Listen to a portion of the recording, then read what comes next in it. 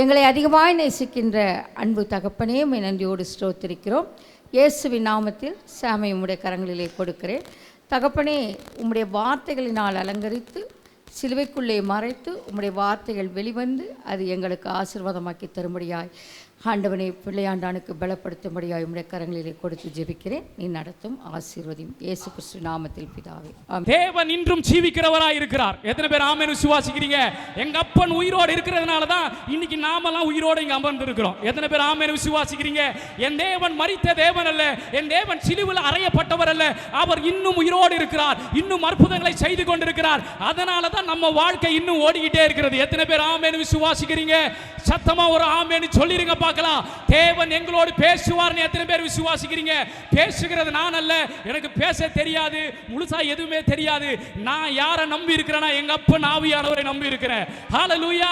அவர் என்னை மறைத்து அவர் வெளிப்பட வேண்டும். ஏனென்று சொன்னால் ஆண்டவர் எங்கே பேசுகிறாரோ அங்கே விடுதலை நிச்சயமாய் காணப்பட்டு கொண்டே இருக்கும். அங்கே அற்புதங்கள் நடக்கும், அங்கே அதிசயங்கள் நடக்கும். எத்தனை பேர் ஆமென் விசுவாசிக்கிறீங்க?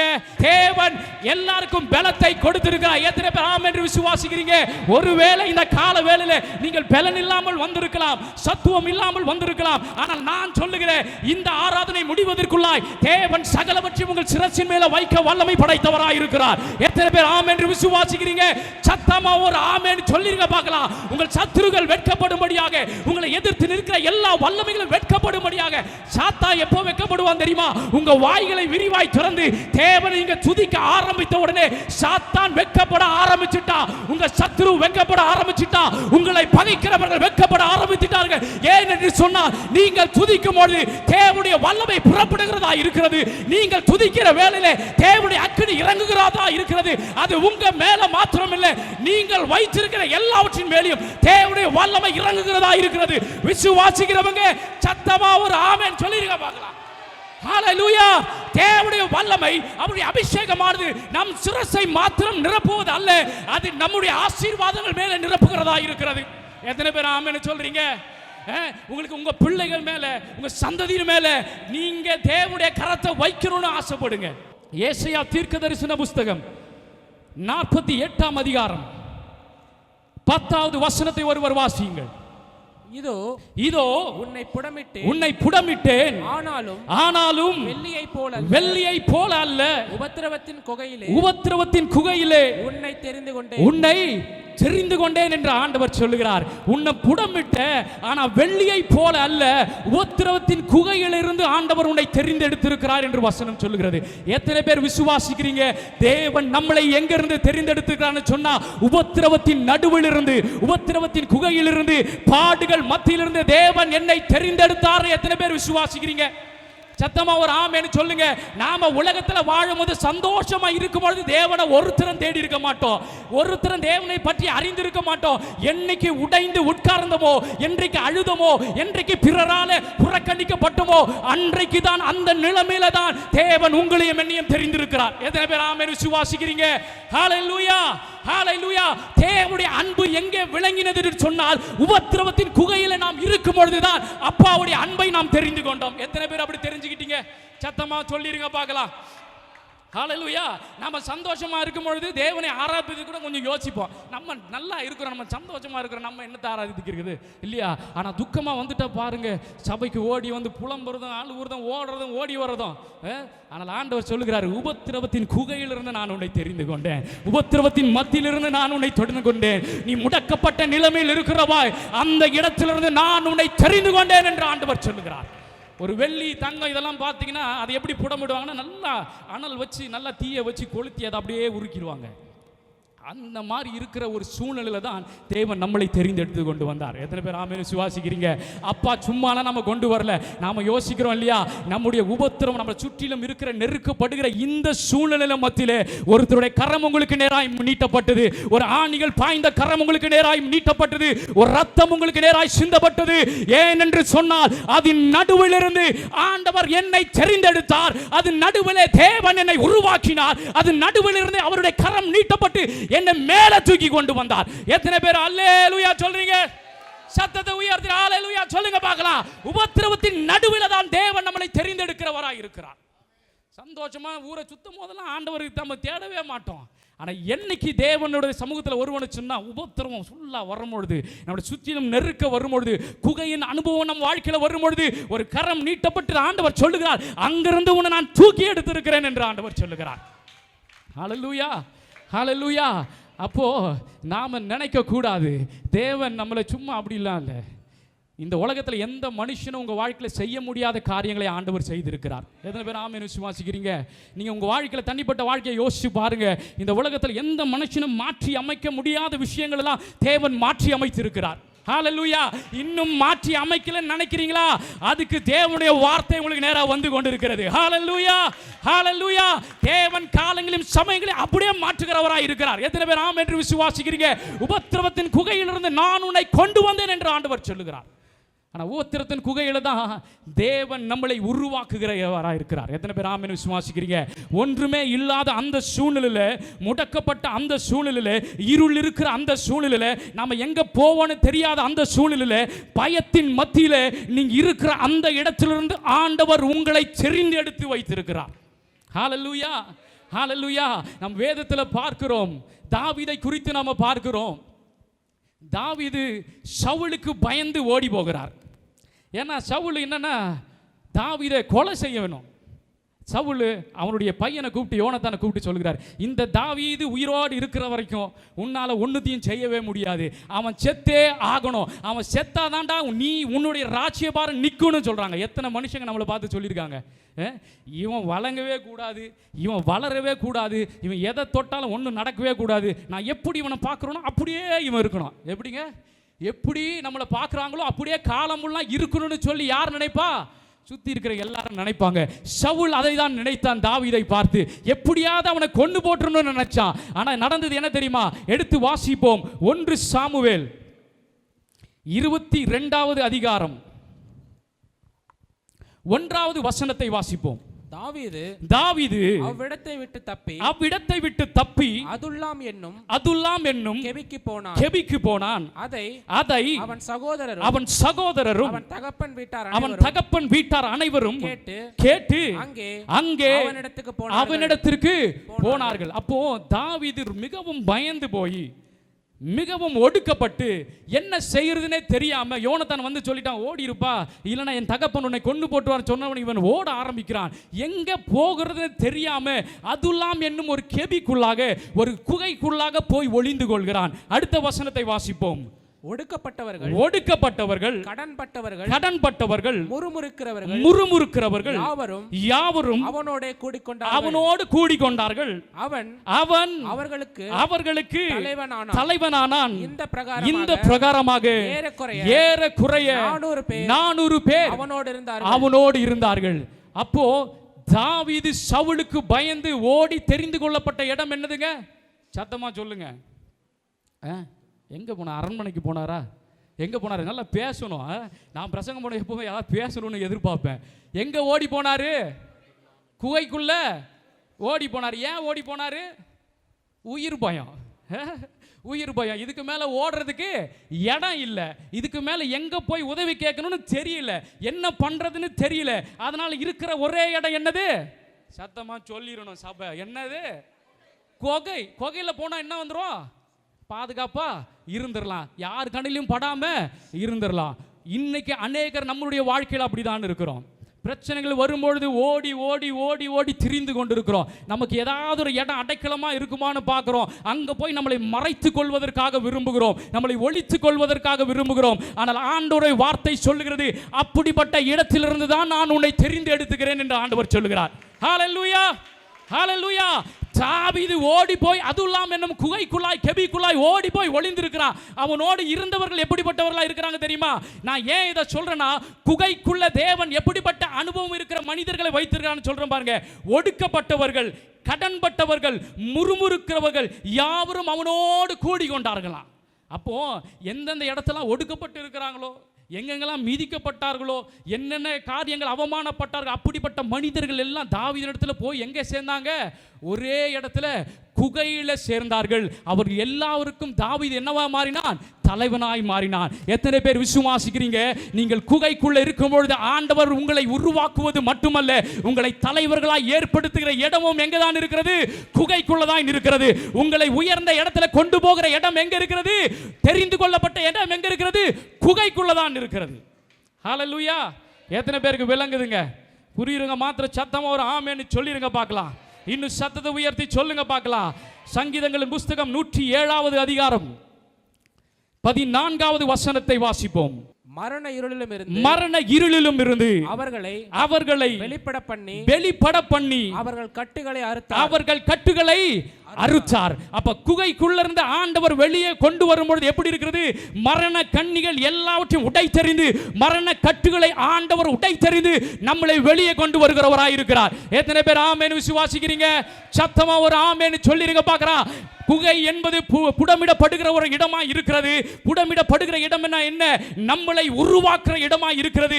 அதிலிருந்து வெளியே வரும்பொழுது ஆண்டவர் எல்லா கட்டுகளையும் அறுத்தறிந்து நம்மளை வெளியே கொண்டு வருகிறார். விசுவாசிக்கிறவங்க சத்தத்தை உயர்த்தி ஒரு ஆமென் சொல்லிருங்க பார்க்கலாம்.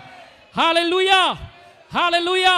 குகையிலிருந்து வெளியே வந்தாச்சு இல்லையா? குகைக்குள்ள இருந்து ஆண்டவர் நம்மளை என்ன பண்ணிட்டாருங்க? தெரிந்தெடுத்து வெளியே கொண்டு வந்துட்டாரு. ஆனால் நம்ம வாழ்க்கையில் நாம் யோசிப்போம், என்ன ஆண்டவர் உபத்திரத்தின் நடுவில் இருந்து தான் என்னை கூட்டிட்டு வந்தார், தொல்லையின் மத்தியிலிருந்து தான் ஆண்டவர் என்னை கொண்டு வந்தார், என் கஷ்டத்தின் மத்தியிலிருந்து ஆண்டவர் என்னை தெரிந்து கொண்டார். எல்லாம் உண்மைதான். ஆனால் இப்போ கொஞ்சம் நிலைமை சரியில்லாத மாதிரி இருக்கிறது. மீண்டும் என் வாழ்க்கை எப்படிப்பட்டதாக இருக்கிறது? உபத்திரத்தின் குகையில் இருப்பது போல என் வாழ்க்கை இருக்கிறது ஏன்னு சொல்லி ஒருவேளை நாம் கேட்கலாம். ஆனால் தேவனுக்கு பிடிக்காத காரியம் என்ன தெரியுமா? மீண்டும் அந்த குகையின் அனுபவத்திற்குள்ளாய் நாம் பிரயாணப்படுவதை தேவன் விரும்புவதே இல்லை. எத்தனை பேர் ஆமென் விசுவாசிக்கிறீங்க? ஒரு முறை நீங்க உபத்திரத்தின் நடுவிலிருந்து வெளியே வந்துட்ட பிறகு, அந்த குகையின் அனுபவத்திலிருந்து வெளியே வந்த பிறகு, நீங்கள் மீண்டும் அதில் போவதை தேவன் ஒரு நாளும் விரும்புவதில்லை. தேவன் நம்மிடத்தில் விரும்புவது என்ன தெரியுமா? மீண்டும் அங்க போறதில்ல, நாம முன்னோக்கி போகிறவளா இருக்க வேண்டும். ஹல்லேலூயா! ஹல்லேலூயா! மீண்டுமாய் போய் நீங்க குகையில உட்கார்றதை தேவன் விரும்பவில்லை. தேவன் அது எரிச்சல் உண்டாக்குற காரியமா இருக்கிறது. அப்பாவுக்கு அது கோபம் உண்டாக்குற காரியமா இருக்கிறது. உங்க நிலைமையில சுற்றிலும் உபத்திரம் இருக்குதுன்னு சொன்னா நாம முதல்ல நம்மளை சோதித்து பார்க்கணும். ஏன்னு சொன்னா அநேகர் என்ன பண்ணுவாங்க தெரியுமா? ஆண்டவர் உபத்திரவத்தின் நடுவில் இருந்து, தொல்லையின் மத்தியில் இருந்து, எல்லா காரியங்களிலிருந்து விடுதலையாக்கி தெரிந்து வெளியே கொண்டு வந்த பிறகு நாம சில காரியங்களுக்காக அந்த குகையின் கதவை திறந்து உள்ள போய் உட்கார்ந்துக்கிறோம். ஆண்டவர் சொல்றாரு, குகைக்குள்ளாய் மீண்டும் போவதற்காக நான் உங்களை கொண்டு வரவில்லை. குகைக்குள்ளாய் மீண்டும் நீங்கள் போவதற்காக ஆண்டவர் நம்மளை தெரிந்தெடுக்கவில்லை. எத்தனை பேர் ஆமென் விசுவாசிக்கிறீங்க? ஆனால் நிலைமை கொஞ்சம் அப்படி தான் இருக்குது இல்லையா? நம்முடைய நிலைமைகள்லாம் கொஞ்சம் அப்படி தான் இருக்கிறது. நான் முன்னாடி ரொம்ப கஷ்டப்பட்டுட்டு இருந்தேன், ஆனால் இப்போ கொஞ்சம் இல்லை, ஆனால் பரவாயில்ல. ஆனாலும் இன்னும் ஏதோ ஒன்று என் வாழ்க்கையில் என்ன பண்ணுது? பாதித்து கொண்டு தான் இருக்கிறது. அப்போ ஆண்டவர் சொல்லுகிற காரியம், உன்னை நான் அங்கே விடுதலையாக்கி வெளியே கொண்டு வந்த பிறகு நீ மீண்டும் அதற்குள்ளாய் போகக்கூடாது என்று ஆண்டவர் சொல்லுகிறார். எத்தனை பேர் ஆமென் விசுவாசிக்கிறீங்க? மீண்டும் போக மாட்டேன்னு சொல்கிறவங்க ஒரு ஆமென் சொல்லிருங்க பார்க்கலாம். போவீங்களா? மீண்டுமா நான் போய் அங்கே கதவை திறந்து உள்ளே போய் உக்காந்துக்கிறேன்ட்டு ஒருத்தரும் போகவே கூடாது. ஆண்டவர் அதை விருப்பப்படவே இல்லைங்க. எத்தனை போராட்டம் வந்தாலும் நம்ம மீண்டும் திரும்பி அங்கேயே போய் எந்த நிலைமையை தொடங்கணுமோ, எந்த இடத்துல ஆண்டவர் நம்மளை கூட்டிட்டு வந்தாரோ, எந்த சூழ்நிலையிலேருந்து ஆண்டவர் நம்மளை கூட்டிட்டு வந்தாரோ அங்கேயே கதவை திறந்து போய் பாய போட்டு படுக்க தேவன் ஒரு நாள் விரும்பவே இல்லை. எத்தனை பேர் ஆமென் விசுவாசிக்கிறீங்க? எங்க அப்பன் அப்படிப்பட்டவர்லாம் இல்லை. நீங்களும் நானும் ஆராதிக்கிற தேவன், அவர் யோசிக்கிற யோசனையே வேறையா இருக்கிறது. ஹல்லேலூயா! நாம யோசிக்கிறது போலலாம் இல்லை. நம்ம உட்கார்ந்த இடத்துல 15 காரியத்தை யோசிட்டே இருப்போம். இங்க உட்காரும் போது நிறைய யோசிப்போம், தூங்கும் போது நிறைய ஓடிக்கிட்டே இருக்கும். எங்க அப்பன் அப்படிலாம் இல்லை. அவர் ஒரே சிந்தையா இருக்கிறார். அவர் என்னத்தை சிந்திக்கிறாரோ, எதை திட்டம் பண்ணுகிறாரோ, அதை அப்படியே ஒரு மனிதனுடைய வாழ்க்கையை நிறைவேற்றி கொடுக்கிறவராய் இருக்கிறார். ஹல்லேலூயா! என் பையன் பிறந்த பிறகு நான் அவனுக்கு ஒரு பேரை வைக்கணும். எல்லாம் பேரை பிறந்த பேரை வைக்கணும் இல்லை, அப்போ ஒரு பேரை வைக்கணும். ஆனால் எனக்கு என்னன்னா அப்பா பேரை வைக்கணும். அப்பா பேரை வைப்பார். நான் போய் அதில் என்ன பண்ணக்கூடாது? அப்பா எனக்கு இந்த பேர் இருக்குன்னு கொண்டு போய் நான் சொருகக்கூடாது. என்ன பேர் வருதோ வரணும். ஆனால் எனக்குள்ள என்னன்னா, எனக்கு இந்த தீர்க்கதரிசி ரொம்ப பிடிக்கும். அதனால் நான் என்ன சொன்னேன், ஆண்டவர்கிட்ட இருந்து ஆண்டவர் ஜெபம் பண்ணுறேன், ஆண்டவரே என் பையனுக்கு இந்த பேர் தான் எனக்கு வேணும், இந்த பேர் இல்லாமல் வேறு பேர் வரக்கூடாது. ஆனால் நான் போய் அப்பா கிட்டலாம் சொல்ல மாட்டேன், நீங்கள் சொல்லுங்கள், இல்லைன்னா நீங்கள் என்ன பண்ணுவீங்கன்னு தெரியும். ஆனால் இந்த பேர் தான் என் பையனுக்கு வேணும் அப்படின்னு சொல்லி நான் ரொம்ப நாள் ஜெபிக்க ஆரம்பித்தேன். அவன் வயிற்றில் இருக்கும்போதே அந்த ஜெபத்தை நான் பண்ண ஆரம்பிச்சிட்டேன். நிறைய பேர் எனக்கு சொன்னாங்க, என்ன சொன்னாங்கன்னா, உனக்கு வந்து இந்த பிள்ளை பிறக்கும் அந்த பிள்ளை. நான் சொன்னேன், எனக்கு இந்த பிள்ளை தான் பிறக்கும், ஏன்னா நான் தேவனுக்கு நான் அதை கொடுத்துட்றேன். அதனால் அது அவருடைய இஷ்டம், நான் எதை விசுவாசிக்கணும் ஆண்டவர் எனக்கு செய்வார் அப்படின்னு சொல்லிட்டு. ஆனால் பேரை வைக்கிறதுல எனக்கு ஒரு பெரிய குழப்பம். ஏன்னா அப்பா தான் எல்லாருக்கும் பேர் வைப்பார் இல்லையா, எல்லாருக்கும் பேரை வைப்பார். அப்போ எனக்கு என்னென்னா இந்த பேரை வைக்கணும்னு. அப்போ நான் இங்கே கொண்டு வரும்பொழுது, சின்ன பிள்ளையாக கொண்டு வரும்போது அப்போது நான் பயந்துக்கிட்டே இருந்தேன். அப்போ என்னை கேட்குறாரு, அப்பா உனக்கு ஏதாவது பேரை நீ யோசித்து வச்சுருக்கிறியான்னு மேலே கேட்குறாரு. நான் சொல்கிறேன், நான் எதுவும் யோசிக்கலை, நான் அதெல்லாம் எதுவும் யோசிக்கலை அப்படின்னு நான் சும்மா சொல்லிட்டேன். சரி, அப்படியே வெயிட் பண்ணிக்கிட்டே இருக்கேன். இவர் ஜெபம் பண்ணார், பேரை வைக்கிறாரு. இவனுக்கு எலியா என்று பேரை வைக்கிறேன்னு சொன்னார். ஏன்னா எனக்கு பிடிச்ச தீர்க்கதரிசி, நான் ஆண்டவர்கிட்ட செபித்தது என் பிள்ளைக்கு என்ன பேரை வைக்கணும், எலியான் தான் பேரை வைக்கணும்னு ஆசைப்பட்டேன். ஆண்டவர் அதை போலேயே அவனுக்கு பேரை வச்சுட்டார். ஆமென். சில நேரத்தில் நம்ம எதிர்பார்க்காத நேரங்களில் தேவன் காரியங்களை செய்கிறவராக இருக்கிறார். எத்தனை பேர் ஆமென் விசுவாசிக்கிறீங்க? நீங்கள் ஏதோ ஒரு குறித்து ஜெபம் பண்ணிட்டு அப்படி இப்படின்னு இருப்பீங்க. நீங்கள் எதிர்பார்க்கவே மாட்டீங்க, இது நடக்குமோ நடக்காத தெரியலைங்க. ஆனால் நீங்கள் எதிர்பார்க்காத நேரத்தில் நீங்கள் எதிர்பார்க்கிற காரியங்களும் உங்கள் வாழ்க்கையில் செய்கிறவராக இருக்கிறார். ஹல்லேலூயா. என் வாழ்க்கையில் நான் அனுதினமும் பார்க்குறது அப்படி, நான் பெரிய ஆளெல்லாம் ஒன்றும் இல்லை, நான் பெரிய பரிசுத்தவான் நீதிமான் அதெல்லாம் ஒன்றும் இல்லை, நான் ஏசப்பாவோட பிள்ளை, அதுவே எனக்கு போதுமானதாக இருக்கிறது. எத்தனை பேர் இயேசுவின் பிள்ளைகளாக இருக்கிறீங்க? இயேசுவின் பிள்ளைகளை 2 கையை மேலே உயர்த்தி அல்லேலூயா சொல்லிருங்க பார்க்கலாம். ஹல்லேலூயா. அது பெரிய ஸ்லாக்கியங்க. இந்த உலகத்தில் இருக்கிறவன் அவன் வீட்டு பிள்ளை இவன் வீட்டு பிள்ளை, எனக்கு மினிஸ்டர் தெரியும், அவரை எனக்கு ஏசப்பாவை தெரியுங்க. இயேசுவை மிஞ்சின ஒரு வல்லமை இந்த உலகத்தில் இல்லவே இல்லை. ஹல்லேலூயா. இயேசுவை மிஞ்சின ஒரு பராக்கிரமசாலி இந்த உலகத்தில் இல்லவே இல்லை. ஹல்லேலூயா. நாம எப்பொழுதுமே என்ன தெரியுமா, நம்ம பண்ற ஒரு பெரிய தப்பு என்னதுமா, இயேசப்பாவை நமக்கு உரிமையாக்கிக்கணும். அவர் என்னமோ ஒரு கடவுளுங்க, அவர் கடவுள், நான் வந்து தொண்டை மாதிரி நான் இங்கே இருக்கிறேன் அப்படிலாம் நீங்கள் யோசிச்சிங்கன்னு சொன்னால் உங்கள் வாழ்க்கையில் எந்த காரியமே நடக்கவே நடக்காது. எந்த ஒரு பிள்ளை உரிமையாய் போய் கேட்கிறதோ, எனக்கு வேணும் இது, அது நல்லது கெட்டது அவர் பார்த்துப்பாரு, வேணும்னு போய் கேட்கணும் இல்லையா, அது நாம அப்பாவை உரிமையாக்கி கொள்ளும் போது நம்ம வாய்கள் இருந்து அது வர ஆரம்பிக்கும். எத்தனை பேர் ஆமென் விசுவாசிக்கிறீங்க? எலியா தீர்க்கதரிசியை குறித்து நம்ம பார்க்கிறோம். மிகப்பெரிய தீர்க்கதரிசி. அவருக்கு முன்பாக நிற்கிறதற்கு அந்த தேசத்திற்கு தகுதியே கிடையாது. அவரை பார்த்தால் தேசங்கள் நடுங்க ஆரம்பிக்கிறது. ராஜாலாம் ஓடி போகிறான். வானத்திலிருந்து அக்கினியை இறக்கின மனுஷன். 450 பாகால் தீர்க்கதரிசிகள் ஒன்றும் இல்லாமல் கொண்டு போட்டுட்டான். அவ்வளவு தைரியசாலி, அவ்வளவு வல்லமை படைத்த ஒரு மிகப்பெரிய தீர்க்கதரிசி. ஆனால் அவர் என்ன செய்தார் தெரியுமா? அவர் வாழ்க்கையில் ஒரு பயம் வருகிறது, ஒரு நெருக்கடி வருகிறது. இருந்த இடத்திலிருந்து ஓட ஆரம்பிக்கிறார். சத்தமாக சொல்லுங்க, எங்கே ஓடுறாரு? எந்த இடத்துலேருந்து? ஏதோ இடத்துலேருந்து, இருக்கிற இடத்துலேருந்து ஓட ஆரம்பிக்கிறார். அவர் ஓடி போய் என்ன பண்ணுகிறார் தெரியுமா? மரத்தை பார்க்குறாரு, அது கீழே போய் படுத்துக்கிறார். படுத்துட்டு அப்படியே இருக்கிறாரு. அவருக்கு என்னன்னா, இது வேணாம் ஆண்டவரே, நான் ரொம்ப ஓடிட்டேன், ரொம்ப உழைச்சிட்டேன், என்னால் முடியல தகப்பனே. நம்ம அநேகர் சொல்லியிருக்கிறது உண்டு இல்லையா, ஆண்டவர்கிட்ட ஜெபம் பண்ண சொல்ல, என்னால் இது முடியல தகப்பனே, இது என்னால் தாங்க முடியாத ஒரு சூழ்நிலையாக இருக்கிறது, இதிலிருந்து வெளியே வருவது எப்படின்னு எனக்கு தெரியல, இந்த காரியத்தை எப்படி செஞ்சு முடிக்க போகிறேன்னு எனக்கு தெரியல, எங்கிருந்து எனக்கு ஒத்தாசை வரும்னு எனக்கு தெரியல அப்படின்றது போல அவருடைய வாழ்க்கையில் இருக்கிற பிரச்சனைகளை குறித்து அவர் படுத்து யோசித்து அவர் சொல்ல ஆரம்பிச்சிட்டாரு. ஆண்டவர் ஒரு தூதனை அனுப்புகிறாரு. இறங்கி வருகிறான் ஒரு தூதன், வந்து அவரை தட்டி எழுப்புறான், இந்தப்பா போஜனம் பண்ணு அப்படின்றாரு. ஏன்னா ஆண்டவருக்கு தெரியும் இல்லையா. எத்தனை பேர் விசுவாசிக்கிறீங்க? தேவன் நம்முடைய தேவைகளை அறிந்தவராக இருக்கிறார். எத்தனை பேருக்கு பெரிய விசுவாசம் இருக்குது? நீங்கள் சொல்லணும்லாம் அவசியமே இல்லை. அநேக முறை நம்ம நினைப்போம், நம்ம போய் சொல்லணும், அது எல்லாமே அவருக்கு தெரியும். அவர் ஒரு தூதனை அனுப்பி அவனை தட்டி எழுப்பி ஒரு போஜனத்தை அவன் கையில் கொடுத்தது, சாப்பிடு, நீ பண்ண வேண்டிய பிரயாணம் வெகு தூரமாக இருக்கிறது. இந்த காலவேளையில் ஆண்டவர் நம்ம இடத்துல சொல்லுகிற காரியம் என்ன தெரியுமா? நாம பண்ண வேண்டிய பிரயாணம் வெகு தூரமாக இருக்கிறது. எத்தனை பேர் ஆம் என்று விசுவாசிக்கிறீங்க? அப்போ அவர் என்ன செய்கிறார் என்று சொன்னால், அந்த போஜனத்தை சாப்பிடுறாரு. அந்த போஜனத்தின் பலத்தினால 40 நாள் இரவும் பகலும் நடையா நடந்து போகிறாரு. ஓரேப் என்னும் கர்த்தருடைய பர்வதம் வரைக்கும் அவர் வருகிறார். ஹல்லேலூயா. 40 நாள் என்னவா வந்திருக்கிறாரு? உபவாசத்தில் வந்திருக்கிறாரு. ஆமாவா இல்லையா? அப்போ அந்த மனுஷனுக்குள்ள எத்தனை வல்லமை இருக்கும். அவர் சும்மா போய் நிற்கிறாரு, வானத்திலிருந்து அக்கினி இறங்கணும், நான் இயேசு நாமத்தில் கர்த்தருடைய நாமத்தில் சொல்லுகிறார், இறங்குது அக்கினி, எல்லாம் பட்சிக்குது, எல்லாம் நடக்குது. அப்போ 40 நாள் இரவும் பகலும் தூதன் கொடுத்தான் பாருங்க அந்த போஜனம், பரலோகத்தின் போஜனம், அதை சாப்பிட்டு இரவும் பகலும் அவர் நடந்து போகிறார். எப்படி நடந்து போகிறார்? உபவாசம் தான், எதுவுமே கிடையாது. 40 நாள் நடந்து போய் ஓரேப் என்னும் கர்த்தருடைய கண்மலைக்கு நேராய் அவர் நடந்து போகிறார். ஏன்னா ஆண்டவர் அங்கே தான் அவனுக்கு வழி நடத்தியிருக்கிறாரு. அது வரைக்கும் போகிறாரு. நம்ம எடுத்து வாசிப்போம். 1 ராஜாக்களின் புஸ்தகம் 19ஆம் அதிகாரம் 9ஆம் வசனத்தை வாசியுங்கள். அங்கே அவன் ஒரு கெபிக்குள் போய் தங்கினான்.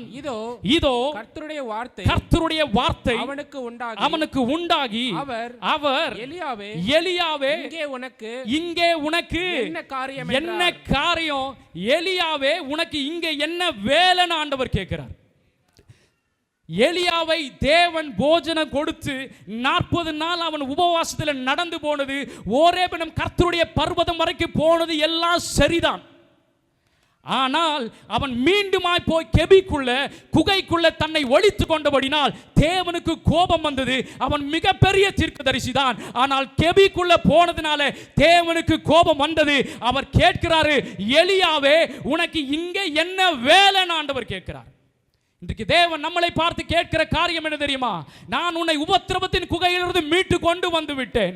நீ ஓடலாம், உன்னால முடியலாம், ஏதோ ஒரு இடத்துல உட்காரலாம், உனக்கான காரியத்தை நான் செய்வதற்கு ஆயத்தமாக இருக்கிறேன். ஆனால் மீண்டும் குகையின் அனுபவத்திற்குள்ளாய் போவதை தேவன் விரும்பவில்லை. எத்தனை பேருக்கு விளங்குதுங்க? விளங்குற மாத்திரம் ஆமேன்னு சொல்லிருங்க பார்க்கலாம். குகைக்குள்ளாய் போகிற அனுபவத்தை தேவன் விரும்பவில்லை. அவன் மிகப்பெரிய தீர்க்கதரிசியா இருந்தாலும் அவனை பார்த்து ஆண்டவர் கேட்கிறார், எலியாவே உனக்கு இங்க என்ன வேலை, உனக்கு இங்க என்ன காரியம்? நான் உன்னை தெரிந்து கொண்டது குகைக்குள்ளாய் போய் உன்னை ஒளித்துக் கொள்வதற்காக அல்ல, குகைக்குள்ளாய் போய் உன்னை ஒடுக்கிக் கொள்வதற்காக அல்லவே அல்ல என்று ஆண்டவர் சொல்லுகிறார். ஹல்லேலூயா, ஹல்லேலூயா. இங்க உட்கார்ந்து இருக்கிற எத்தனை பேர் விசுவாசிக்கிறீங்க? தேவன் ஒரு நோக்கத்தோடு உங்களை தெரிந்தெடுத்திருக்கிறார். விசுவாசிக்கிற ஆமென்னு சொல்லிருங்க பார்க்கலாம். தேவனுடைய சித்தம் உங்க வாழ்க்கையில இல்லைன்னு சொன்னா நீங்களும் நானும் இங்க வந்து இருந்திருக்கவே மாட்டோம். ஏதோ ஒரு சித்தத்தை ஆண்டவர் வைத்திருக்கிறார். தேவன் நம்மிடத்தில் எதிர்பார்க்கிறது என்ன தெரியுமா? நாம போகும்பொழுது சோர்வுகள் வரதான் செய்யும், சஞ்சலங்கள் வரும், தவிப்புகள் வரும், வறுமை வரும், எல்லாம் வரும். ஆனால் ஒரு இடத்துல உட்கார்ந்தா கூட செஞ்சிடலாம். ஆனா குகைக்குள்ளாய் மீண்டும் போவதை தேவன் விரும்பவில்லை. தேவன் அதை அருவருக்கிறார். தேவனுக்கு கோபம் உண்டாக்குற காரியம் அவர் சொல்லுகிறார். எலியாவை பார்த்து இங்கே உனக்கு என்ன வேலை என்று ஆண்டவர் கேட்கிறார். ஹல்லேலூயா, ஹல்லேலூயா, ஹல்லேலூயா. நமக்கு அங்க என்ன வேலை? மறுபடியும் போய் உட்காருவதற்காக தேவன் நம்மளை கொண்டு வரவில்லை. உங்களை நீங்க ஒடுக்கிக் கொள்வதற்காக தேவன் உங்களை அழைத்து கொண்டு வரவில்லை. உங்க வாழ்க்கையில இத்தனை அற்புதங்களை செய்து ஒரு உளையான சேற்றிலிருந்து ஆண்டவர் உன்னை தூக்கி கொண்டு வந்தார் பாருங்க. அதற்கு காரணம் மீண்டுமாய் குகையின் அனுபவத்திற்குள்ளாய் போவதற்காக தேவன் நம்மளை கொண்டு வரவில்லை. ஹல்லேலூயா. குகைன்னா என்னங்க? அந்த காலத்துல குகையில என்ன பண்ணுவாங்க சொல்லுங்களேன், உங்களுக்கு தெரிஞ்சதை சொல்லுங்க. குகையில என்ன பண்ணுவாங்க? என்ன பண்ணுவாங்க தெரியுமா? இந்த இஸ்ரவேல் ஜனங்களோட வேலை என்ன தெரியுமா? 2 பண்ணுவாங்க. ஒன்று ஓடி போய் ஒளிஞ்சுப்பாங்க. நியாயாதிபதிகள் 6வது அதிகாரத்தில் வாசிச்சோன்னு சொன்னால், அங்கே மீதியானர்கள்லாம் வரும்பொழுது இஸ்ரவேல் ஜனங்கள்லாம் எங்கே ஓடிட்டாங்க? குகைக்குள்ளே போய் ஒளிஞ்சுக்கிட்டாங்க. அதே போல் இஸ்ரவேல் ஜனங்கள் சவுல் பெலிஸ்தரெல்லாம் வென்றுட்டான். அப்போ எல்லாம் ஆரவாரத்தோடு வராங்க. ஆனால் பெலிஸ்தர்கள் ஏராளமான பேர் வந்துட்டோன்னு சொன்னவொன்னே எல்லாம் ஓடி போய் குகையில் கெபியில் ஒளிஞ்சிட்டாங்க. தேவன் அப்படிப்பட்ட நிலைமையை நம்மிடத்தில் எதிர்பார்க்கிறதே இல்லை. மீண்டுமாய் குகைக்குள்ள போய் ஒளிகிறதை தேவன் நம்மிடத்தில் ஒரு நாளும் எதிர்பார்க்கிறதே இல்லை. நம்ம அந்த வசனத்தை வாசிப்போம். 1 ராஜாக்கள் 19ஆம் அதிகாரம் 11வது வசனத்தை வாசியுங்கள். அப்பொழுது அவர் நீ வெளியே வந்து கர்த்தருக்கு முன்பாக பர்வதத்தில் நில் என்றார். அப்பொழுது இதோ கர்த்தர் கடந்து போனார். அப்ப ஆண்டவர் என்ன சொல்றாரு? நீ கெபிக்குள்ள இருக்கிற அதெல்லாம் சரி, நீ முதலாவது கெபியிலிருந்து வெளியே வந்து பர்வதத்தில் நில்லு என்று ஆண்டவர் சொல்லுகிறார். ஒருவேளை நம்முடைய வாழ்க்கை மீண்டுமாய் அந்த அனுபவத்திற்குள்ளாய் நம்மளை கொண்டு போவோம் என்று சொன்னால் தேவனுடைய வார்த்தை வருகிறது, அதற்குள்ளே இருந்து வெளியே வா என்று ஆண்டவர் சொல்லுகிறார். எத்தனை பேர் ஆம் என்று விசுவாசிக்கிறீங்க? நீ வெளியே வந்து கர்த்தருக்கு முன்பாக பர்வதத்தில் நில் என்று சொல்லி ஆண்டவர் கடந்து போனார். அதுக்கப்புறம் நம்ம வாசிப்போம். கர்த்தருக்கு முன்பாக பர்வதங்கள் பிளக்கிறதும் கன்மலைகளை உடைக்கிறதுமான பலத்த பெருங்காற்று உண்டாயிற்று. ஆனாலும் அந்த காற்றிலே கர்த்தர் இருக்கவில்லை. காற்றுக்கு பின் பூமி அதிர்ச்சி உண்டாயிற்று.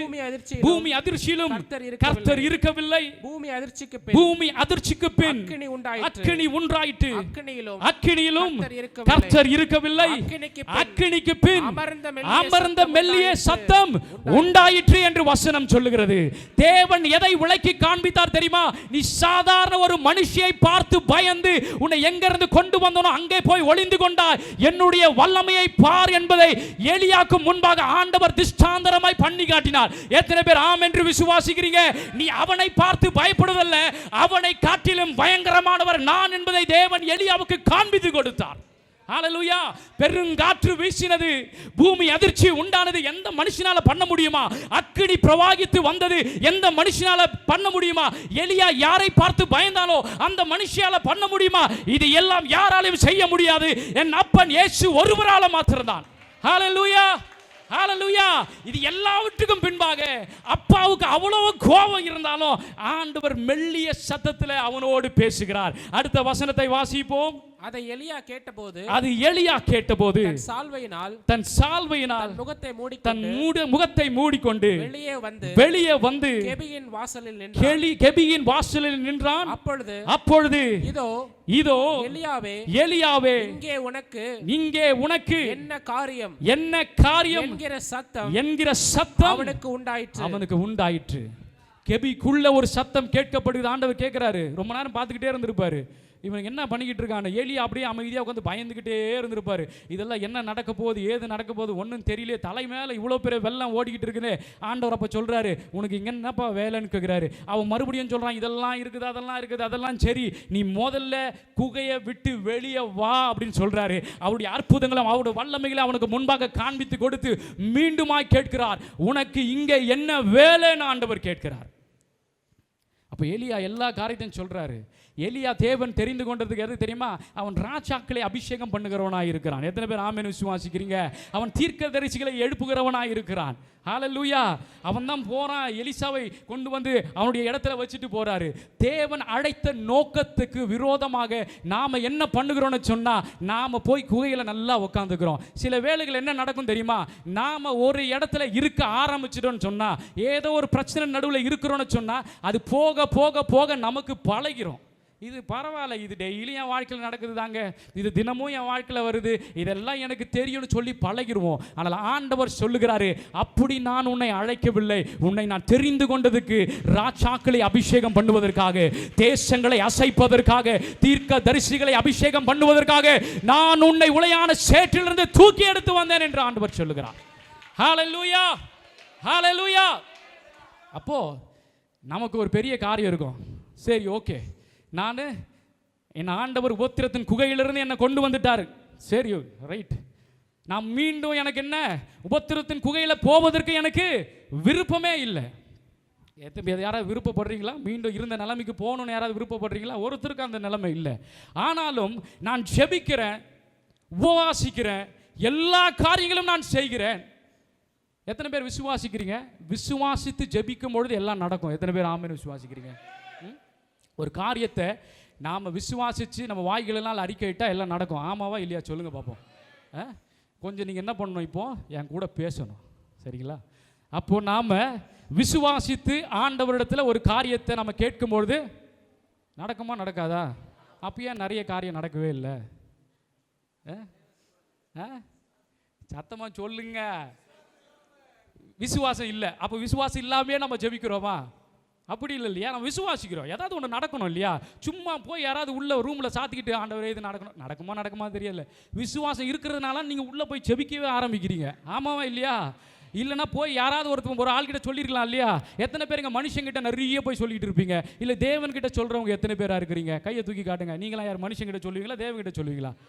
ஆண்டவர்கிட்ட. அப்போ ஆண்டவர்கிட்ட சொல்ல போனோன்னா ஒரு விசுவாசம் தேவைப்படுது. இல்லை ஒரு அறிக்கை நம்ம என்ன பண்ணுறோம், சரி, ஆனாலும் ஏன் என் வாழ்க்கையில் நடக்கலை, எதுக்காக என் வாழ்க்கையில் நடக்கவே மாட்டேங்குது? நானும் செபிக்கிறேன், எல்லாம் பண்ணுறேன், ஒரு சில காரியெல்லாம் நடக்குது, இல்லைன்னு நான் சொல்லிடவே இல்லை. நம்மளுடைய எண்ணம் அப்படி தான். சில காரியெல்லாம் நடக்குது, ஆண்டவரெல்லாம் நாங்கள் குத்தம் சொல்ல மாட்டோம், அவர் செய்கிறாரு. ஆனால் சிலதெல்லாம் என் வாழ்க்கையில் என்ன பண்ணல, நடக்கவே மாட்டேங்குது, அப்படியே இருக்குது. இப்போ ஒரு மனுஷன் வரான்னு வச்சுக்கோங்களேன், உங்ககிட்ட வராங்க யாரோ ஒருத்தவங்க வந்துட்டு, எனக்கு போட்டுக்க ட்ரெஸ் இல்லை, எனக்கு சாப்பாடு இல்லை அப்படின்னு ஒன்று, நீங்கள் விசுவாசமாக என்ன சொல்லுவீங்க? பேசணும் என்கிட்ட, அப்படியே அமைதியாக பார்த்துக்கிட்டு இருக்கக்கூடாது. என்ன சொல்லுவீங்க? விசுவாசமாக ஏதாவது சொல்லணும், ஏதாவது ஒன்று பண்ணணும், என்ன பண்ணுவீங்க? விசுவாசமா நீங்க போங்க, விசுவாசமா ஜெபம் பண்ணுங்க, உங்களுக்கு ஆண்டவர் என்ன பண்ணுவாரு? சாப்பாடு கொடுப்பாரு. உங்களுக்கு ஆண்டவர் என்ன பண்ணுவாரு? கொடுப்பாரு. வாயில திறந்து சொல்ல மாட்டீங்க. என்ன கொடுப்பாரு? அவன் எதுக்கு வந்தான்? சாப்பாடு இல்லை, துணி இல்லை. அதனால நாம நம்ம கிட்ட என்ன பண்றான்? ஒரு மனுஷன் கேட்கிறான். அப்ப நம்ம என்ன சொல்றோம்? விசுவாசத்தோடு நீங்க போங்க, ஆண்டவர் உங்களுக்கு கொடுப்பாருன்னு விசுவாசத்தின் அறிக்கை வாயினால் சத்தமா சொல்லுங்க, சொல்றோம். ஆனா வேத வசனம் என்ன தெரியுமா சொல்லுது? அது செத்ததா இருக்கிறதா, அது செத்ததா இருக்கிறது. இந்த உதாரணத்தை நான் சொல்லல, வேதம் சொல்லுகிறது. யாக்கோபு 2வது அதிகாரம் 15வது வசனத்தை வாசியுங்கள். ஒரு சகோதரனாவது சகோதரியாவது வஸ்திரம் இல்லாமலும் அனுதின ஆகாரம் இல்லாமலும் இருக்கும்பொழுது உங்களில் ஒருவன் அவர்களை நோக்கி நீங்கள் சமாதானத்தோட போங்கள், குளிர் காய்ந்து பசியாருங்கள் என்று சொல்லியும் சரீரத்திற்கு வேண்டியவைகளை அவர்களுக்கு கொடாவிட்டால் பிரயோஜனம் என்ன? அடுத்த வசனத்தை வாசியுங்கள். அப்படியே விசுவாசமும் கிரியை இல்லாதிருந்தால் தன்னிலே தானே செத்ததா இருக்கும். எத்தனை பேருக்கு ஆமென்னு சொல்றீங்க? எத்தனை பேருக்கு விளங்குது? சாப்பாடு கேட்டு வரான், அப்புறம் என்ன கேட்கறாங்க? ட்ரெஸ் இல்லை. நம்ம என்ன பண்ணிருக்கணும்? சாப்பாடு கொடுத்துருக்கணும், ட்ரெஸ் கொடுத்துருக்கணும். அதை தான் ஆண்டவர் சொல்றாரு. விசுவாசிக்கிறதுனால எல்லாம் நடந்துரும்னு நினைக்காதீங்க. விசுவாசம் கிரியையினால செயலினால வெளிப்படும் போது அது நடக்கும் என்று ஆண்டவர் சொல்லுகிறார். எத்தனை பேர் ஆமென் புரியுது? இப்போ எத்தனை பேருக்கு விளங்குது? வரவனுக்கு கொஞ்சம் உங்ககிட்ட இருக்கிற சாதத்தில் கொஞ்சம் கொடுத்தா அவன் பசி ஆறி இருக்கும். நீங்கள் 2 ட்ரெஸ் வச்சுருந்தா 1 எடுத்து அவங்ககிட்ட கொடுத்துருந்தா அவனுக்கு ட்ரெஸ் இல்லாத குறை நீங்கி இருக்கும். அதுக்கப்புறம் விசுவாசத்தை சொல்லியிருக்கான். கிரியைகள் பண்ணாம விசுவாச ஜெபம் செய்தால் அது செத்ததா இருக்கிறது நான் சொல்லல, வேதாகமம் சொல்லுகிறது. ஹல்லேலூயா, ஹல்லேலூயா. அப்ப நாம யோசிச்சு பார்க்கணும், எத்தனை வேளைகளை நாம விசுவாசித்து ஜெபிக்கிறோம், ஆனா கிரியைகளிலே அதை நாம் வெளிப்படுத்துகிறோமா என்று, செயல்களை நாம் செய்கிறோமா என்று. விசுவாசிப்பது நாம் தேவன் மேல வைத்திருக்கிற நம்பிக்கை. ஆண்டவர் எப்படி வேலை செய்வார் தெரியுமா? உங்களால முடியாத ஒரு சூழ்நிலையில அவருக்கு நன்றாக தெரியும். தேவன் இறங்கி நீங்க சொல்ல வேண்டியதில்லை, நீங்க எதையுமே செய்ய வேண்டியதில்லை, தேவன் உங்களுக்கு செஞ்சு கொடுப்பாரு. ஆனா அநேக காரியங்களிலே நீங்கள் விசுவாசித்து ஜெபிக்கிறீங்க, ஆனால் கிரியைகளினாலே அதை செய்ய வேண்டும் என்று ஆண்டவர் சொல்லுகிறார். 26வது வசனத்தை வாசியுங்கள். அப்படியே ஆவி இல்லாத சரீரம் செத்ததா இருக்கிறது போல கிரியைகள் இல்லாத விசுவாசமும் செத்ததா இருக்கிறது. ஒரு சரீரத்திற்குள்ள இன்னைக்கு நான் இருக்கிறேன், எனக்குள்ள ஆவி இருக்கிறது, நான் நிற்கிறேன், ஏதோ வார்த்தையை பேசுறேன். எனக்குள்ள ஆவி இல்லைன்னா நான் என்னவா இருப்பேன்? செத்த பிணமா இருப்பேன். அது போல தான் ஆண்டவருடைய வசனம் சொல்லுது. நீங்கள் கிரியைகள் இல்லாத ஒரு விசுவாசத்தை வைத்து நீங்கள் செபித்துக் கொண்டு இருந்தால் அந்த செபம் வெறும் செபமா மாத்திரம் தான் இருக்கும். உங்க வாழ்க்கையில அது ஆசீர்வாதமா வரவே வராது, அது உங்க வாழ்க்கையில அற்புதங்களாய் மாறாது. ஆனா நீங்க நினைக்கலாம், நான் விசுவாசித்து ஜெபிக்கிற செபம் எங்க தான் போகுது? நீங்க விசுவாசிக்கிற ஜெபிக்கிற செபம் தேவனிடத்தில் போகிறது. அவர் அற்புதங்களை செய்து ஆயத்தப்படுத்தி வைத்திருக்கிறார். ஆனால் அது எப்பொழுது வெளிப்படும் என்று சொன்னால், நீங்கள் செயலை செய்யும் பொழுது, நீங்கள் கிரியைகளை செய்யும் பொழுது அது உங்க வாழ்க்கையில வந்து பலிக்கிறதா இருக்கிறது. ஹல்லேலூயா, ஹல்லேலூயா. கிரியைகள் இல்லாத விசுவாசம் செத்த விசுவாசம் என்று வசனம் சொல்லுகிறது. ஹல்லேலூயா. நாம நினைக்க கூடாது, நான் விசுவாசித்து ஜெபிக்கிறேன், தேவன் இதை செய்வாரு. ஆனால் தேவன் என்கிட்ட எதிர்பார்க்கிறதுனா, நீ விசுவாசிக்கிறது மாத்திரமல்ல, நீ எந்த காரியத்தை யோசிக்கிறியோ ஒரு அடி எடுத்து வைத்து நீ அதை செய் என்று ஆண்டவர் சொல்லுகிறார். ஹல்லேலூயா. விளங்குறவ மாத்திரம் கையை மேலே வருது ஆமென்னு சொல்லிருங்க பார்க்கலாம். ஹல்லேலூயா. அநேக படிக்கிற பசங்களாம் இருக்கிறீங்க, நான் ஜெபம் பண்ணிட்டேன், ஆண்டவர் எனக்கு 100க்கு 100 மாற்று போட்டுருவாரு. ஆண்டவர் சொல்லுகிற காரியம் போய் படி முதல்ல. ஹல்லேலூயா. போய் படிக்கணும். நிறைய பேருக்கு ஒரு பெரிய தாட், நான் ஜெபம் பண்ணிட்டு ஆண்டவர் என்ன பாஸ் பண்ணிடுறாரு. கிரியைகள் இல்லாத விசுவாசம் என்னவா இருக்கிறது? செத்து போன விசுவாசமா இருக்கிறது. நீங்க செய்ய வேண்டியதை நீங்க செய்யுங்க, தேவன் செய்ய வேண்டியதை அவர் செய்து முடிப்பார். எத்தனை பேர் ஆமென் விசுவாசிக்கிறீங்க? நாம செய்ய வேண்டியதை செய்யாம, நாம நடக்க வேண்டியதை நடப்பிக்காம, நம்முடைய செயல்களை செய்யாமல் நாம வெறும் ஜெபத்தை மட்டும் செஞ்சு கொண்டிருந்தனா உயிரற்ற சரத்தை போல நம்முடைய விசுவாசம் செத்ததா இருக்கிறது என்று வசனம் சொல்லுகிறது. ஹல்லேலூயா, ஹalleluya. அப்ப நாம இன்றைக்கு யோசிக்க வேண்டியது என்ன தெரியுமா? என்னுடைய விசுவாசத்தின் ஜெபம் எப்படிப்பட்டதா இருக்கிறது? நாம நடக்கலனா ஏன் குகையின் அனுபவத்திற்கு நேரா போறோம் தெரியுமா? ஏன்னா நடக்கல. ஏன் நடக்கலனா நம்முடைய விசுவாசம் செத்த விசுவாசமா இருக்கிறது. தேவன் அந்த விசுவாசத்திற்குள்ள அற்புதங்களை செய்ய அவரால் முடியாது. நாம கிரியைகளை செய்ய வேண்டும் என்று ஆண்டவர் விரும்புகிறார். ஹalleluya, ஹalleluya. அப்போ தேவன் இந்த அனுபவத்துக்குள்ள நம்மளை கொண்டு வரும் பொழுது நாம சொல்ல வேண்டியது ஒண்ணுதான். நம்மளை யோசிச்சு பார்த்துக்கணும். நாம எப்படி இருக்கிறோம்? நம்முடைய விசுவாசத்தின் ஜெபம் எப்படி இருக்கிறது? இன்னொரு வசனத்தை நாம் வாசிப்போம். தீத்து 1:16 வாசியுங்கள். அவர்கள் தேவனை அறிந்திருக்கிறோம் என்று அறிக்கை பண்ணுகிறார்கள். கிரியைகளினாலோ அவர்களை மறுதலிக்கிறார்கள். தேவனை எங்களுக்கு தெரியும். ஏசப்பாவை எத்தனை பேருக்கு தெரியும்? கையை உயர்த்தி காட்டுங்க பார்ப்போம். ஆனா வசனம் சொல்லுது தேவனை நாங்கள் அறிந்திருக்கிறோம்னு சொல்றாங்க. ஆனா கிரியைகளினால அவர்களை மறுதலிக்கிறார்கள். போதும். அப்போ எவ்வளவு பெரிய விஷயம் பாருங்க. இயேசுவை மறுதலிக்கிறது சமானமாய் எதை ஆண்டவர் சொல்ற வசனம் சொல்லுது? கிரியைகள் இல்லாத ஒரு விசுவாசம். வேதத்தில் நம்ம வாசிக்கிறோம், பார்க்கிறோம். இன்னொரு மிகப்பெரிய தீர்க்கதரிசி மோசே ஏராளமான ஜனங்களை அவர் எகிப்திலிருந்து மீட்டெடுத்து கொண்டு வருகிறார். அநேக அற்புதங்கள் அடையாளங்கள் அவர் மூலியமாய் ஆண்டவர் செஞ்சார்.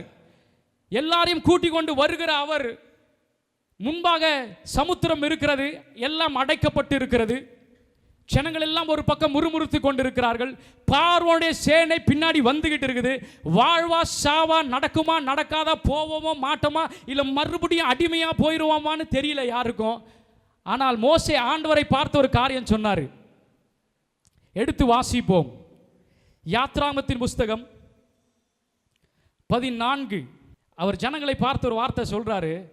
14ஆம் அதிகாரம் 14வது வசனத்தை வாசிங்கள். கர்த்தர் உங்களுக்காக யுத்தம் பண்ணுவார். நீங்கள் சும்மா இருப்பீர்கள். எல்லாம் கையை தட்டினீங்களா? சத்தமா சொல்லுங்க. விசுவாசமா அறிக்கை செய்கிறார். என்ன சொல்றாரு? கர்த்தர் உங்களுக்காக யுத்தம் பண்ணுவார், நீங்கள் சும்மா இருங்கள். அடுத்த வசனத்தை வாசிங்க. அப்பொழுது கர்த்தர் மோசேயை நோக்கி, நீ என்னிடத்தில் முறையிடுகிறது என்ன?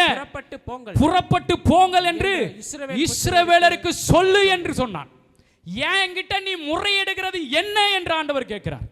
அவன் சொல்றான், பார்த்து விசுவாசத்தின் அறிக்கை தான், விசுவாசத்தின் ஜெபம் தான்.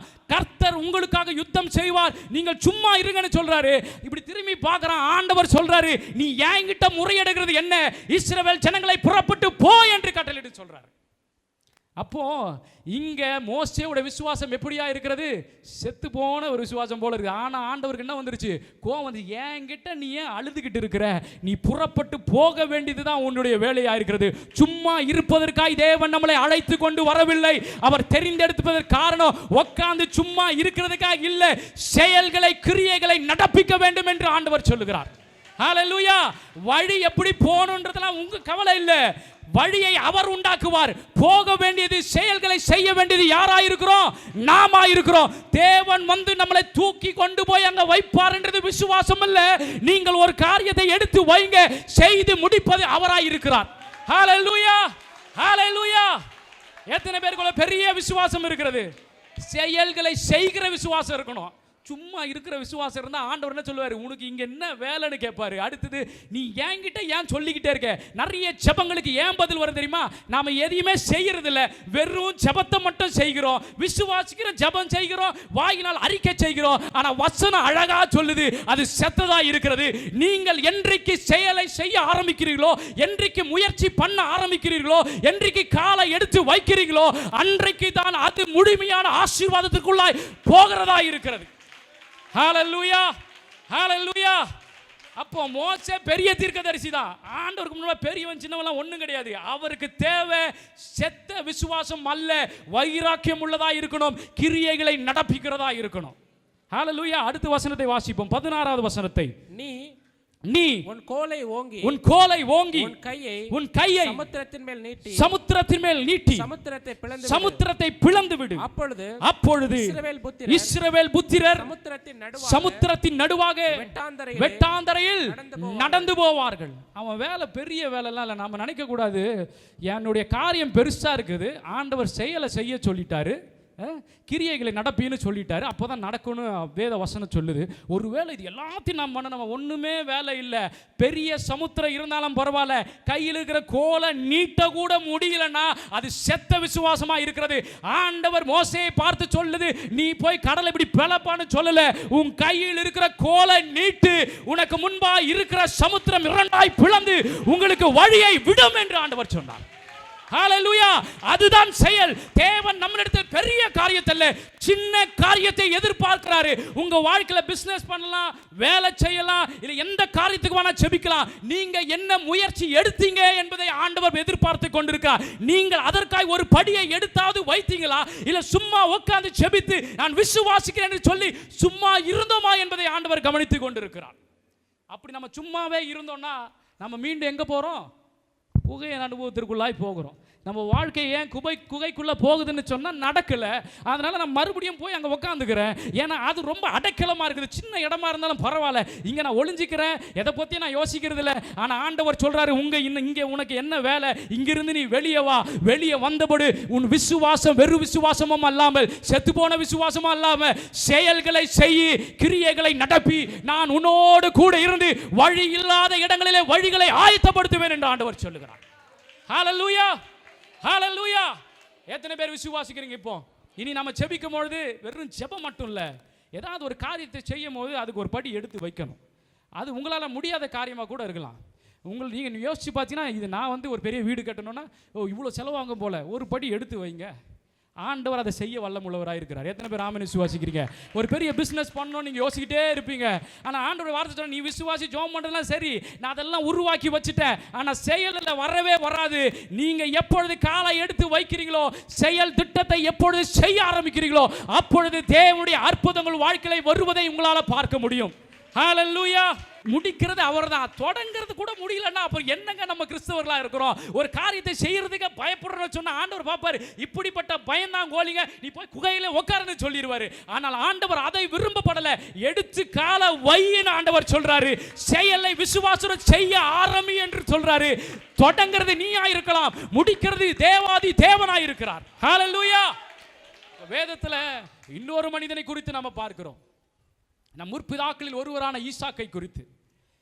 அவர் இருந்த காலகட்டத்தில் ஆபிரகாம் நாட்களிலே எப்படி பஞ்சம் வந்துச்சோ, அது போல ஒரு மிகப்பெரிய கொடுமையான ஒரு பஞ்சம் ஈசாக்கோடைய நாட்களிலே வருகிறது.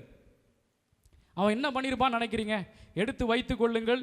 ஆதியாகமம் 26வது அதிகாரம் 26:1 வாசியுங்கள் பார்க்கலாம். ஆபிரகாம் நாட்களில் உண்டான பஞ்சத்தை அல்லாமல் பின்னும் ஒரு பஞ்சம் தேசத்தில் உண்டாயிற்று. அப்பொழுது ஈசாக்கு பெலிஸ்தருக்கு ராஜாவாகிய அபிமெலேக்கினிடத்தில் கேராருக்கு போனான். அப்போ ஆபிரகாம் நாட்களில் பஞ்சம் வந்தது போல ஈசாக்கோட நாட்களிலும் என்ன வந்துச்சுங்க? பஞ்சம் வந்துச்சு. 12வது வசனத்தை வாசியுங்கள். ஈசாக்கு அந்த தேசத்தில் விதை விதைத்தான். கர்த்தர் அவனை ஆசீர்வதித்ததினாலே அந்த வருஷத்திலே 100 மடங்கு பலனை அடைந்தான் என்று என்ன சொல்லுது? வசனம் சொல்லுகிறது. அப்போ அந்த தேசம் முழுசும் பஞ்சம், மழை இல்லை, ஒன்றும் இல்லை, எல்லாம் நிலம் எல்லாம் அப்படியே தரிசா போயிடுச்சு. விதைக்க முடியாதனால தான் அது என்ன நாளாயிடுச்சு? பஞ்சத்தின் காலகட்டம். ஆபிரகாம் நாட்களில் நடந்தது போல கொடுமையான ஒரு பஞ்சம், சாப்பிட்றதுக்கு வழி இல்லை, ஒன்றும் இல்லை. ஆனால் ஈசாக்கு என்ன பண்ணியிருப்பார் நினைக்கிறீங்க? அவர் வீட்டில் என்ன இருந்திருக்கும்? விதை நெல் இருந்திருக்கும் இல்லையா? ஏதாவது ஒரு விதைகள் வச்சிருப்பார். அவர் வீட்டிலேயே அதை வச்சுட்டு, என் தகப்பனார் விசுவாசத்தில் தந்தையாக இருக்கிறாரு, அவருக்கு நான் மகனாக இருக்கிறேன், நான் விசுவாசிக்கிற ஆண்டவரே இந்த நெல்லெல்லாம் விதைச்சி எனக்கு 100 மடங்கு அறுவடை கொடுக்கணும்னு சொன்னாரா? அப்படி ஏதாவது விசுவாசத்தின் ஜெபத்தை செஞ்சாரா? விதைகளை கொண்டு போய் விதைக்க ஆரம்பிச்சார். எந்த காலத்தில்? பஞ்ச காலத்தில், ஒண்ணுமே இல்லாத காலத்தில், வறுமை வறட்சியான நேரத்தில் அவர்கிட்ட இருந்ததை விசுவாசமா எடுத்து போய் செயல்களை செய்தார். 100 மடங்கு அறுவடை ஈசாக்கை தேடி வந்தது. ஹalleluya. ஹalleluya. செயலை செய்யாம, செய்ய வேண்டியதை செய்யாம உட்கார்ந்து ஜெபிக்கிறதுனால ஒரு புண்ணியமும் இல்லை. தேவன் கையில கொடுத்திருக்கிறதை கொண்டு போய் விதைக்க ஆரம்பித்தான். அது அவனுக்கு 100 மடங்கு பஞ்ச காலத்தில் அறுவடையை கட்டளிட்டது. ஹalleluya. அப்ப அவனுடைய விசுவாசம் செத்த விசுவாசம் அல்ல, அது செயல்களை செய்கிறதும் கிரியைகளை நடப்பிக்கிறதுமா இருந்தது. எத்தனை பேருக்கு விளங்குது? சத்தமா ஒரு ஆமேன்னு சொல்லிருங்க. அப்போ இன்னிலிருந்து நாம யோசிக்க வேண்டியது என்ன தெரியுமா? எந்த ஒரு காரியமா இருந்தாலும் விசுவாசிப்பது மட்டுமல்லாமல் அதை நம்முடைய வாழ்க்கையில செயல் வடிவில் கொண்டு வரணும் ஆண்டவர் விரும்புகிறார். அப்படி செஞ்சிட்டோன்னு நம்ம நினைச்சோம்னா நம்ம மறுபடியும் குகையை திரும்பி பார்க்க வேண்டிய அவசியமே இல்லை. குகையின் அனுபவத்திற்குள்ள நீங்க போக வேண்டிய அவசியமே இல்லை. முடக்கப்பட்ட நிலைமையில நீங்க போக வேண்டிய அவசியம் இல்லை. நீங்கள் செய்கிறதை இயேசுவின் நாமத்தினால தைரியமாய் செய்யுங்கள். செயல்களை செய்து அவர் உங்களுக்காய் முடித்து கொடுப்பார். ஹalleluya. ஈசாக்கு மழை பெய்ய வச்சாரா? ஈசாக்கு விதையெல்லாம் முளைக்க வச்சாரா? அவர் செஞ்சது என்ன? ரொம்ப சிம்பிளான ஒரு காரியம். கொண்டு போனாரு, எல்லாத்தையும் தூவி விட்டாரு. ஒருவேளை உங்க வாழ்க்கையில சுத்தி இருக்கிற மனுஷங்களாம் ஒருவேளை நீங்க செய்கிற காரியத்தை குறித்து ஏளனமா சிரிக்கலாம். ஈசாக்கை பார்த்து சிரிச்சிருப்பாங்களா இல்லையா? இவன் இருக்கிற கையில இருக்குதையும் தூக்கிட்டு அங்க போடுறானே, ஒன்றும் மழையும் இல்லை, ஒன்றும் இல்லை, என்ன ஆசீர்வாதத்தை எடுக்க முடியும்? ஒருவேளை அவங்களுக்கு தெரியாமல் இருக்கலாம். ஆனா தேவ பிள்ளைகளுக்கு நமக்கு தெரியும், என்னுடைய செயல் தான் என் அற்புதங்களை கொண்டு வருகிறதா இருக்கிறது. நான் விசுவாசி செயல்களை கிரியைகளை செய்யும் போது தேவன் என்னுடைய வாழ்க்கையில் அற்புதங்களை நடப்பிக்கிறவராய் இருக்கிறார். மீண்டும் நான் குகைக்குள்ளே போவது இல்லை. ஹalleluya, ஹalleluya. அப்போ இந்த காலவேளையில் தேவனுடைய வார்த்தை சொல்லுகிற காரியம் என்னவென்றால், நாம மீண்டுமாய் தேவன் எந்த இடங்களிலிருந்து தெரிந்து கொண்டாரோ அங்கே நாம் ஒரு நாளும் போகவே கூடாது. ஒரு நாள் நம்ம அங்கே என்ன பண்ணக்கூடாது? போகக்கூடாது. மாறாக முன்னோக்கி போகிறவளா இருக்க வேண்டும். நாம் ஒரு வசனத்தை வாசித்து நம்ம முடிக்க போகிறோம். ஆதியாகமம் 13ஆம் அதிகாரம் 17வது வசனத்தை வாசிங்கள். நீ எழுந்து எல்லாரும் அப்படி எழுந்துங்க பார்ப்போம். வசனம் சொல்லுகிற, நீ எழுந்து தேசத்தின் நீளமும் அகலமும் எம்மட்டும் நடந்து திரி, உனக்கு அதை தருவேன் என்றார். எத்தனை பேர் ஆம் என்று விசுவாசிக்கிறீங்க? நீ எழுந்து தேசத்தின் அகலத்தையும் நீளத்தையும் நீ நடந்து திரி, நீ எதை செய்கிறாயோ அதை நான் உனக்கு தருவேன் என்று சொல்லி ஆண்டவர் ஆபிரகாமுக்கு வாக்குத்தத்தத்தை கொடுத்திருக்கிறார். எத்தனை பேர் ஆமென் விசுவாசிக்கிறீங்க? அதுக்கு முன்பாக நாம் வாசித்தோம்னு சொன்னா ஆண்டவர் சொல்றாரு, கிழக்கு மேற்கு வடக்கு திசைக்கு எதை வேணா பாருப்பா, எல்லாத்தையும் உனக்கு கொடுக்கிறேன் ஆண்டவர் சொல்றாரு. ஆனா அது செயலில் வரணும்னு சொன்னா நீங்கள் நடந்து எல்லாவற்றையும் அளக்க வேண்டும். நீங்க செய்யும் பொழுதுதான் தேவன் அந்த அற்புதங்களை உங்க வாழ்க்கையில செய்கிறவராக இருக்கிறார். எத்தனை பேர் ஆமென் என்று விசுவாசிக்கிறீங்க? கடைசியா இன்னொரு வசனத்தை நாம் வாசிக்க போகிறோம். ஒருவேளை நாம யோசிக்கலாம், இதெல்லாம் எப்படி செய்யறதுன்னு எனக்கு தெரியல, என்ன பண்றதுன்னு தெரியல, சுத்தி நிறைய போராட்டம் இருக்கிறது. எடுத்து வாசியுங்கள். லூக்காவின் புஸ்தகம் 21வது அதிகாரம், லூக்காவின் புஸ்தகம் 21:15. அந்த வார்த்தைகளே நம்முடைய கரங்களை வைத்துப்போம். இந்த வார்த்தை நம்ம வாழ்க்கையில கிரியை செய்கிறதா இருக்கிறது. வாசிக்கும் பொழுது எல்லா சத்தத்தை உயர்த்தி வாசிப்போம். உங்களை விரோதிக்கிறவர்கள் ஒருவரும் எதிர் பேசவும் எதிர் நிற்கவும் கூடாத வாக்கையும் ஞானத்தையும் நான் உங்களுக்கு கொடுப்பேன். விசுவாசிக்கிறவங்க கையை தட்டி அப்பாவுக்கு ஒரு நன்றி செலுத்திடுங்க பார்க்கலாம். உங்களை விரோதிக்கிறவர்கள் ஒருவரும் எதிர் பேசவும் எதிர் நிற்கவும் கூடாத வாக்கையும் ஞானத்தையும் தேவன் இந்த நாளிலே நமக்கு அருள் இருக்கிறார். எத்தனை பேர் ஆமென் விசுவாசிக்கிறீங்க? சத்தமா ஒரு ஆமென் சொல்லிருங்க பார்க்கலாம். எத்தனை மனுஷங்க உங்களுக்கு விரோதமாய் பேசினாலும் உங்களை முடக்க நினைச்சாலும் நீங்க முடக்கப்படுவது இல்லை. நீங்கள் உங்களுடைய விசுவாசமானது கிரியைகளிலே வெளிப்படும் பொழுது சகலம் நல்லதுக்கு ஏதுவாய் நடக்கும். விசுவாசிக்கிறவங்க கையை மேல உயர்த்தி ஆமென் சொல்லிருங்க பார்க்கலாம். அப்படியே எல்லாரும் வேதத்தை கீழே வைப்போம். வெறும் விசுவாசத்தினால அல்ல, செயல்களை செய்யும் பொழுது தேவன் சொல்லுகிறார், உங்க வாழ்க்கையில நான் அற்புதங்களை செய்ய ஆயத்தமா இருக்கிறேன் என்று சொல்லி. எத்தனை பேர் ஆமென் என்று விசுவாசிக்கிறீங்க? எல்லாரையும் எதிர்க்கிற வாக்கையும் ஞானத்தையும் தேவன் கொடுத்திருக்கிறார். விசுவாசிக்கிறவங்க ஆமென் சொல்லுங்க பார்க்கலாம். நீங்கள் எந்த செயலை செய்தாலும் தேவன் உங்களோடு இருக்கிறார். விசுவாசிக்கிறவங்க சத்தமா ஒரு ஆமென் சொல்லுங்க பார்க்கலாம். செபிப்போம். அன்பு தகப்பனே, இந்த வேளைக்கு நாங்கள் நன்றிகளை செலுத்துகிறோம். உம்முடைய வார்த்தையை நாங்கள் கேட்டோம் தகப்பனே. எங்கள் வாழ்க்கையில விசுவாசம் இருக்கிறது, ஆனால் செயல்கள் இல்லாத, கிரியைகள் இல்லாத விசுவாசம் செத்த விசுவாசம் என்று நாங்கள் எழுதி படித்தோம் தகப்பனே. என் ஆண்டவரே, இந்த நாளிலே நாங்கள் செயல்களை செய்வதற்கு என் ஆண்டவரே கிருபை செய்வீராக. எந்த காரியங்களை நாங்கள் போய் செய்தாலும் உம்முடைய கரம் இருப்பதாக, அது 100 மடங்கு அறுவடையை எங்கள் வாழ்க்கையில கட்டளையிடுவதாக தகப்பனே. கரங்களில் ஒப்பு கொடுக்கிறோம். இயேசுவின் நாமத்தில் ஜெபிக்கிறோம் எங்கள் ஜீவனுள்ள நல்ல பிதாவே.